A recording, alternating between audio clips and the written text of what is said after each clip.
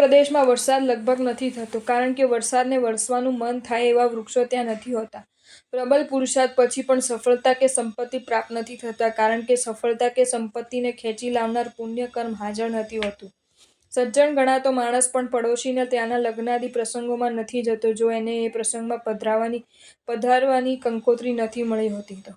આ કંકોત્રી આપણને એક જ સંદેશ આપી રહી છે કે દોસ્ત, તું ભલે અનંત દોષનો ગુલામ છે અને પરમાત્મા અનંત ગુણના માલિક છે, પણ જો એમના પ્રત્યે તારા હૈયામાં જબરદસ્ત આદરભાવ છે તો તારા મનમાં પધારીને તારા મનને મંદિર બનાવી દેવા તેઓ તૈયાર છે.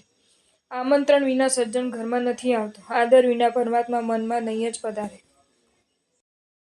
જો તમને આ વિડીયો ગમ્યો હોય તો આ વિડીયોને લાઈક કરો અને મારી ચેનલ જૈન ફેક્ટ્સ એન્ડ સ્ટોરીઝને સબસ્ક્રાઈબ કરો. ધન્યવાદ.